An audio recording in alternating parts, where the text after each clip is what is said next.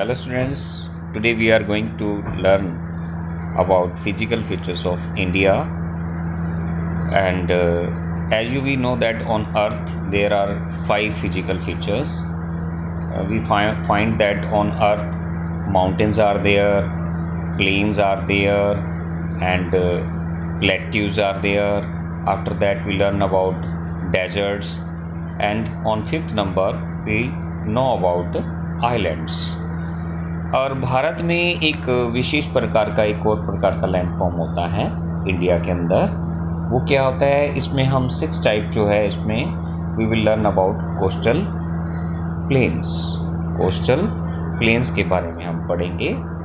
तो इनका निर्माण कैसे हुआ, माउंटेन्स कैसे बने, प्लेन्स कैसे बने, प्लेट्यू, डेजर्ट, आइलैंड्स किस तरह से इनका निर्माण हुआ है, इनके बारे में हम लर्न करेंगे one by one. We will learn about them one by one. Let's start from the theory of plate tectonics. ये थ्योरी सबसे पहले बात करते हैं हम जो रॉक्स हैं, ये जो फिजिकल फीचर्स में रॉक्स का क्या रोल है, वेदरिंग का क्या रोल है, इरोजन का क्या रोल है और डिपोजिशंस का क्या रोल है। डिपोजिशन, तो जैसा कि हम जानते हैं कि यहाँ डिफरेंट टाइप्स की रॉक्स हैं और they are in different colours. इनका जो रंग होता है, कलर होता है, ये डिफरेंट होता है। और अगर हम वेदरिंग की बात करें, वेदरिंग के कारण भी हमारी जो लैंडफॉर्म्स हैं उनका निर्माण हुआ है, जो डिफरेंट टाइप के जो वेदर पाए जाते हैं उनके कारण।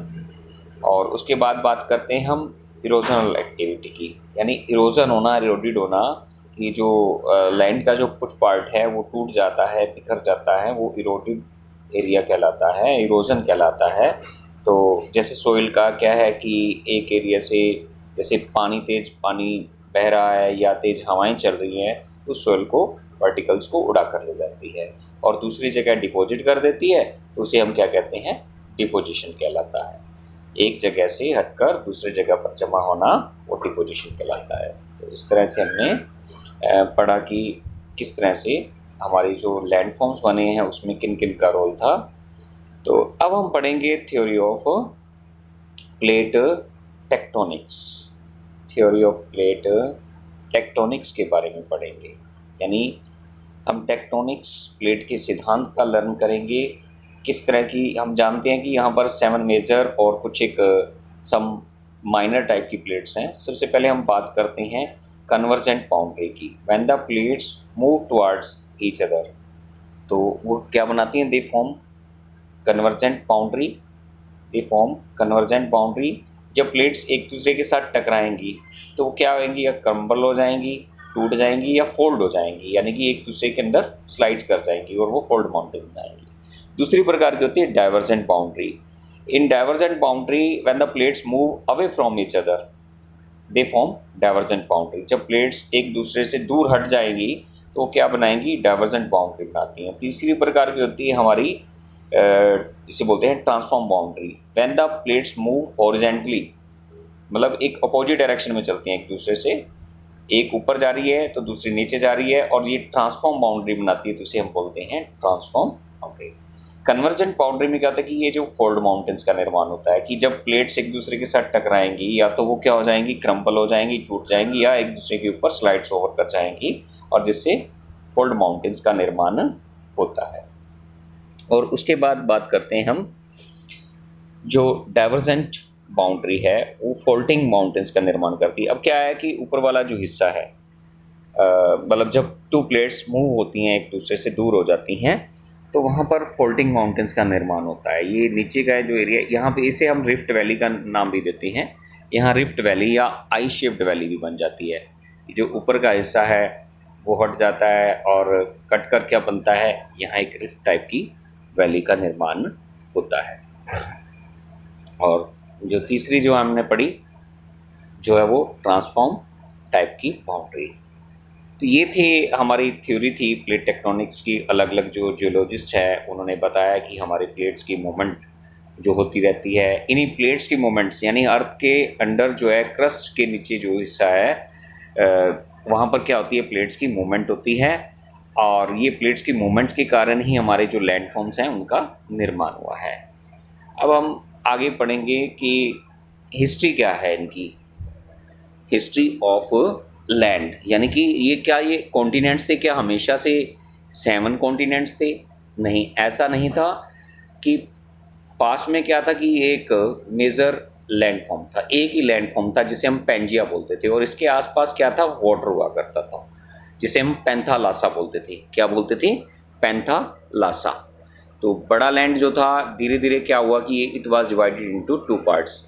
नॉर्थ पार्ट कहलाता था अंगारा लैंड और जो साउथ पार्ट कहलाता था गोंडवाना लैंड। नॉर्थ में अंगारा लैंड और जो साउथ में था वो गोंडवाना लैंड हो गया। तो ये थी हिस्ट्री कि किस तरह से हमारा लैंड फॉर्म हुआ करता था। एक पहले पेंजिया नाम का एक पूरा लैंड फॉर्म था, वो 2 पार्ट में बटा और 1 पार्ट कहलाने लगा अंगारा लैंड और जो दक्षिण का पार्ट था वो कहलाता था गोंडवाना लैंड, और जो इंडिया जो था वो पार्ट था गोंडवाना लैंड का। अब इसमें नॉर्थ अमेरिका की बात करो, जो अंगारा लैंड के जो पार्ट थे, नॉर्थ अमेरिका, यूरोप और Asia, these were the part of अंगारा लैंड।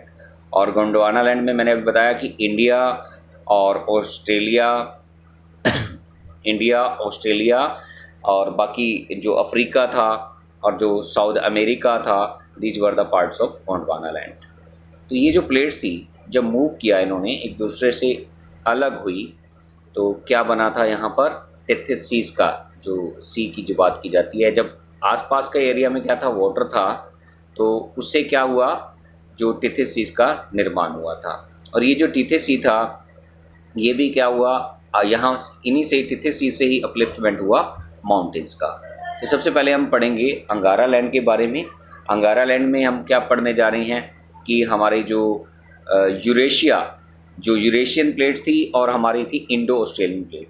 गोंडवाना लैंड में क्या थी, यूरोप का अंगारा लैंड जो यूरोप था वो अंगारा लैंड का पार्ट था और जो इंडिया जो था वो गोंडवाना लैंड का पार्ट था। तो यहाँ थी एक इंडो ऑस्ट्रेलियन प्लेट, यानी कि इंडिया और ऑस्ट्रेलिया की प्लेट्स जब अलग अलग हो गई और when these plates move towards each other, जब ये प्लेट्स एक दूसरे की ओर बढ़ी तो उससे क्या हुआ कि जो इंडिया था वो यूरोप की ओर बढ़ना शुरू हुआ और इन प्लेट्स की मूवमेंट्स, यहाँ जो टिथेस सी होता था, ये जो टिथेस सी था इसमें से अपलिफ्टमेंट हुआ जब ये आपस में टकराई।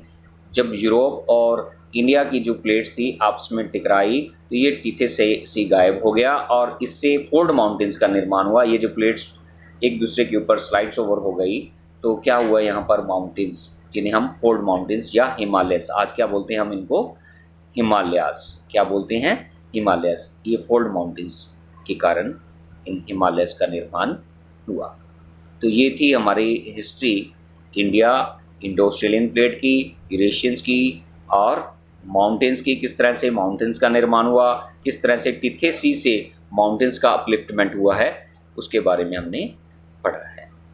तो आगे हम देखते हैं नेक्स्ट जो है, जो हमारा इंडिया था वो किस तरह से मूव करता गया और जो हमारी ये एक स्टेबल थी, जो साउदर्न पार्ट है वो स्टेबल है लेकिन जो माउंटेन्स हैं वो अनस्टेबल हैं। माउंटेन्स का जो पार्ट है वो अनस्टेबल है। आपको पता होगा कि जो हमारी माउंट एवरेस्ट है उसकी किस समय जो हाइट थी वो थी 8,848 मीटर, यानी जो माउंट एवरेस्ट की जो हाइट थी वो पहले कितनी थी, 8,848 मीटर्स।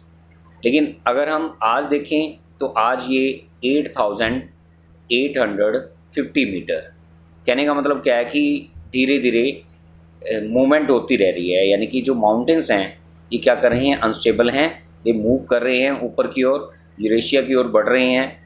तो इस तरह से जो हमारी आज माउंट एवरेस्ट की जो हाइट है वो बढ़कर 8,850 मीटर हो गई है।